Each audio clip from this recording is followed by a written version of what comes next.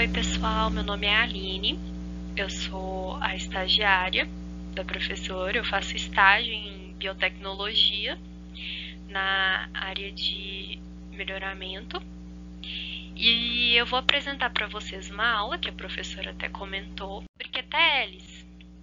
Então vamos começar. Os tópicos que vão ser abordados nesse vídeo serão o que é uma característica quantitativa, o que é um QTL, o que é o mapeamento de QTL e o interesse para o melhoramento genético.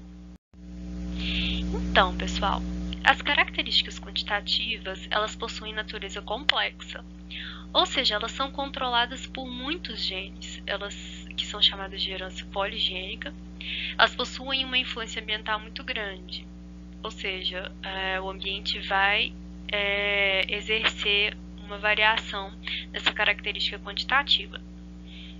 Possuem importância econômica, são características de importância econômica, como eu vou falar daqui a pouco, eu vou dar exemplos. Importância agronômica e ela possui uma herdabilidade baixa ou média. Então, aqui estão exemplos, que é a produção de leite, que é uma característica quantitativa, o peso do animal e a altura do animal. Então, pessoal, o que é um QTL? O QTL é uma sigla que vem do inglês chamada Quantitative Trait Loss, que traduzido para o português significa como loss de traço quantitativo. Ou seja, são genes que controlam a variação quantitativa, ou também chamados traços complexos. E o que isso quer dizer?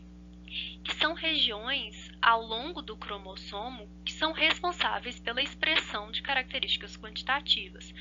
Ou seja, o que eu coloquei aqui para vocês, que ao longo deste cromossomo, uma região ou regiões, né, que vão ser responsáveis pela expressão de características quantitativas. Isso é um QTL.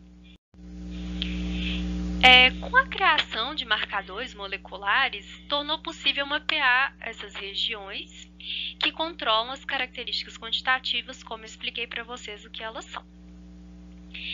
Então, qual é o objetivo e o que o mapeamento de QTL vai fazer?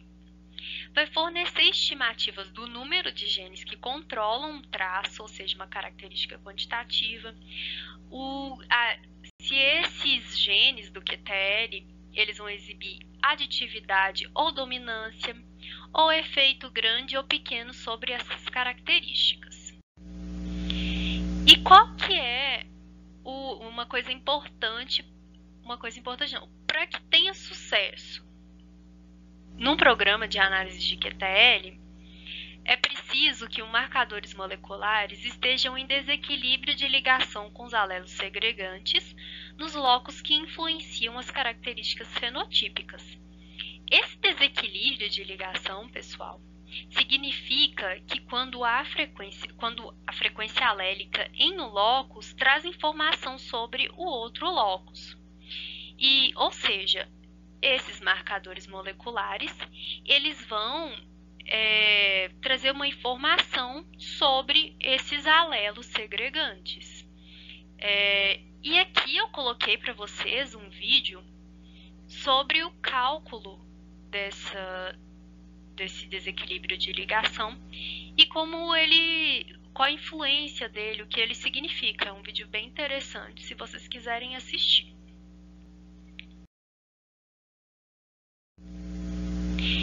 Então, pessoal, um exemplo disso é um organismo hipotético que tem apenas 3 pares de cromossomos e não apresenta recombinação. Por quê? Porque ao recombinar, esse desequilíbrio de ligação, ele vai diminuir. E aí, quando ele diminui, a frequência do marcador, o que o marcador vai fazer, ele não vai dizer nada sobre o alelo, né? Como eu expliquei antes, ou seja, ele vai embaralhar esses alelos, né? Ele vai, essa recombinação ela embaralha, como a professora explicou para você sobre o crossing over, e o que gera a recombinação, como está aqui, e isso vai diminuir, vai reduzir o desequilíbrio de ligação, ou seja, o marcador ele não vai trazer uma informação sobre os locos, né, que é o objetivo do mapeamento. Então, um conceito muito importante são o que são genes menores e o que são genes maiores. Genes maiores, eles são genes que possuem um efeito fenotípico maior que 3 desvios padrões. Ou seja, como está representado aqui na figura, eles estão para fora dessa curva. Ou seja, são genes ligados a características qualitativas que têm a ver com as leis de Mendel, porque eles vão ter uma diferenciação muito grande no fenótipo. Por exemplo, as ervilhas amarelas e as ervilhas verdes, a cor da ervilha. E no caso de características quantitativas, serão genes menores, ou seja, efeitos fenotípicos menores que 3 desvios padrões e que usualmente estejam na faixa de 1 desvio padrão ou 2 desvios padrões, que está nessa faixa aqui que eu coloquei aqui para vocês. Ou seja, genes menores estão dentro dessa curva. A primeira coisa que tem que se fazer para identificar um QTL é estimar a ordem linear dos marcadores. E além disso, também deve-se levar em consideração ao escolher um marcador molecular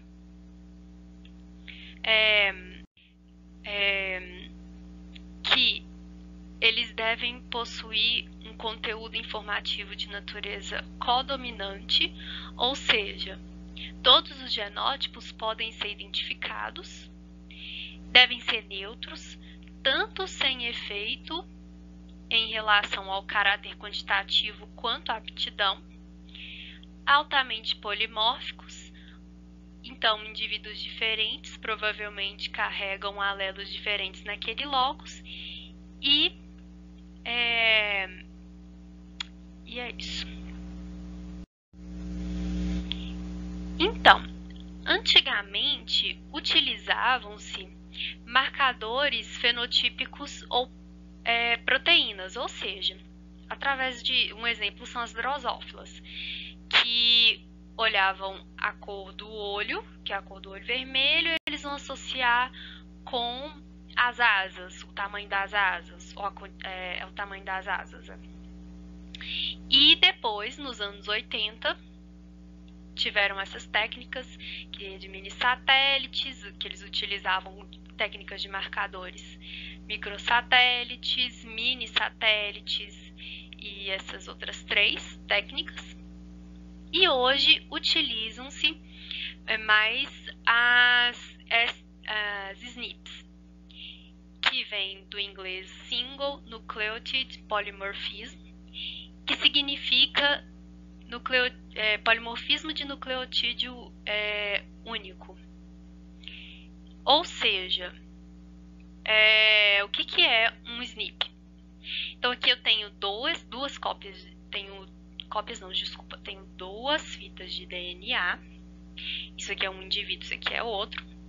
E a diferença no nucleotídeo desse DNA, dessa fita aqui, é o SNP, que aqui no caso é uma adenina e aqui uma guanina. Essa é o SNP, a diferença de nucleotídeos. Então, qual é o princípio do mapeamento? Identificamos os QTLs por ligação aos losses marcadores, ou seja, os indivíduos serão genotipados para os losses marcadores e as medidas serão tomadas para os caracteres fenotípicos de interesse. Se existir diferença no fenótipo médio entre as classes genotípicas dos marcadores, Então, pode-se inferir a presença de um QTL ligado ao marcador. Marcadores podem ser considerados individualmente ou em conjunto. Então, vamos explicar o que isso significa. Então, a primeira coisa que tem que se fazer é o cruzamento entre dois homozigotos e depois vai utilizar desse cruzamento esse indivíduo. Aqui a gente vê o fenótipo, né? Aqui a minhoquinha ela é grande, aqui a minhoquinha ela é pequena. E quando cruza esses indivíduos homozigotos, vai surgir uma minhoca de tamanho padrão e heterozigoto. Depois vai fazer um retrocruzamento. Nesse retrocruzamento com a geração parental. Aqui poderia ter escolhido tanto a minhoquinha vermelha quanto a azul, mas como aqui aí ele optou por fazer uma azul, então a pessoa poderia, né, que está fazendo o experimento, poderia escolher ambas as cores, mas separadamente, cruzando com o heterozigoto, mas aqui foi escolhida a azul. Então, isso vai gerar uma variabilidade variabilidade fenotípica e genotípica. E o que vai obter desse experimento? É o que está apresentado aqui nesse cromossomo, que aqui apresenta essa distância aonde está cada marcador, na distância de cada marcador no cromossomo. Então, aqui esse marcador está no 0, nessa posição 0 do cromossomo. Aqui tem um na posição 10, aqui na posição 20, 30, 40, 50. Então, cada um em uma posição. Como eles estão distantes entre eles aqui, né, em cada posição. E o que isso quer representar? Então, o que isso representa? Aqui a gente vê a média de valores fenotípicos do azulzinho, que seria esse, e aqui para o heterozigoto, que seria esse. Então, nesta posição onde está este marcador, significa que não há uma variação na média dos valores fenotípicos entre eles, ou seja, provavelmente não há um QTL aqui. Aqui na posição 10 também não alterou. Na posição 20 foi muito pouco, provavelmente não está aqui. Na posição 30 também é relativamente baixa, então não. Agora você chega na posição 40 e na posição 50, observem só a diferença de valores fenotípicos. É muito grande. E quando você vai descendo, essa diferença já diminui de novo. Aqui já não tem diferença na posição 80 e 90.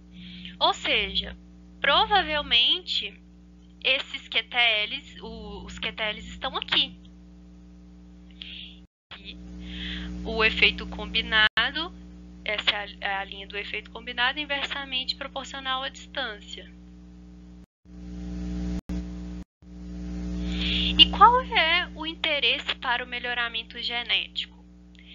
Ele permite esse melhoramento, o mapeamento de QTL. Eles permitem previsões sobre o fenótipo baseado no genótipo. Ou seja, pelo genótipo já é possível prever o que vai ser esse fenótipo. Então, eu posso eu posso prever o que vão ser as filhas. O fenótipo, ele só vai estar disponível após certo tempo, ou até mesmo não disponível. Então, com o uso dessas ferramentas, com o genótipo já é possível prever o fenótipo. E o custo de técnicas laboratoriais para genotipagem, ela é uma barreira, então isso pode diminuir esses custos, né?